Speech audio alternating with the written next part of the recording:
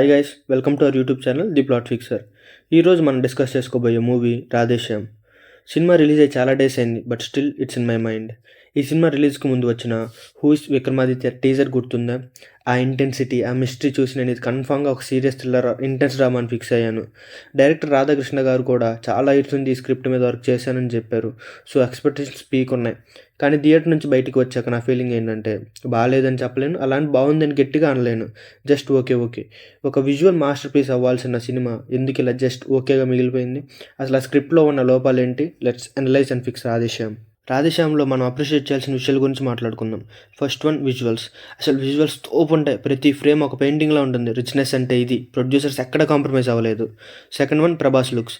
Darling looks మాత్రం too damn good. Vintage ప్రభాస్ని మళ్ళీ స్క్రీన్ మీద చూస్తున్నట్టు అనిపించింది. Third one, chemistry. Prabhas and Pooja Hegde మధ్య కెమిస్ట్రీ చాలా బాగా వర్కౌట్ అయింది. ఆ లవ్ ట్రాక్ క్యూట్గా, మ్యాజికల్గా అనిపిస్తుంది. Fourth one, music. Justin Prabhakaran music వింటుంటే వినాలనిపిస్తుంది.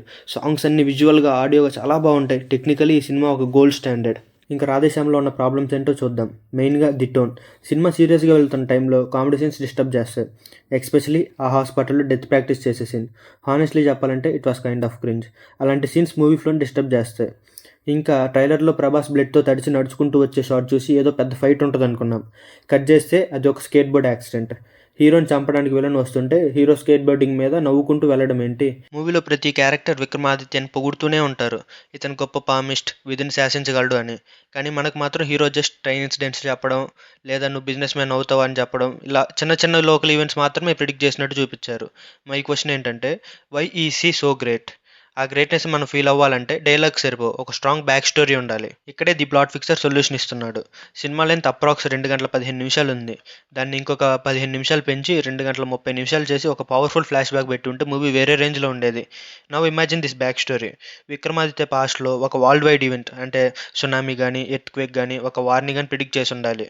అప్పుడు ఎవరు నమ్మకపోవడం వల్ల అది జరిగి లక్షల మంది చనిపోవడం, ఆ గిల్ట్తో హీరో ఇండియా వదిలేసి వెళ్ళిపోవడం, ఇలా వరల్డ్ వైడ్ రికగ్నిషన్ వచ్చిన ఇన్సిడెంట్ ఉంటే హీరోకి పామిస్ట్రీ మీద 100% ఫెయిత్ ఎందుకుందో మనకి అర్థమయ్యేది.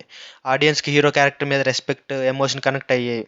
గ్లోబల్ లెవెల్లో ఫేమస్ అయ్యాడు అనడానికి ఒక గ్లోబల్ ఈవెంట్ని ప్రిడిక్ట్ చేసినట్టు చూపించాలి కదా, అది మిస్ అయింది. ప్రీ క్లైమాక్స్లో చేయలేని వాళ్ళకి ఫ్యూచర్ ఉండదు. ఆ సీన్ టూ గుడ్ అసలు. డైరెక్టర్ రాధాకృష్ణ గారు ఇలాంటి డెప్త్ ఉన్న సీన్స్ ఇంకా ఎక్కువ ఎక్స్ప్లోర్ చేసి ఉండాల్సింది. కానీ క్లైమాక్స్కి వచ్చేసరికి అట్లీస్ట్ హీరో ఎస్కేప్ అయ్యే ప్రాసెస్ని కొంచెం లాజికల్గా చూపించుంటే బాగుండేది. స్టార్టింగ్ నుండి సైన్స్ అని చెప్పి లాస్ట్కి మ్యాజిక్తో ఏం చేసినట్టు అనిపించింది. ఓవరాల్గా పాస్ట్ని ఇంకా డీప్గా ఎక్స్ప్లోర్ చేసి కామెడీ తగ్గించి చిన్న చిన్న లాజిక్స్ని కరెక్ట్ చేసుంటే ఇది ఖచ్చితంగా ఒక క్లాసిక్ అయ్యేది. మీరేమంటారు? ఆ ఫ్లాష్ బ్యాక్ ఐడియా మీకు వర్కౌట్ అవుతుందా? కింద కామెంట్స్లో చెప్పండి. This is plot ఫిక్సర్ signing off. Don't forget to like, share and subscribe.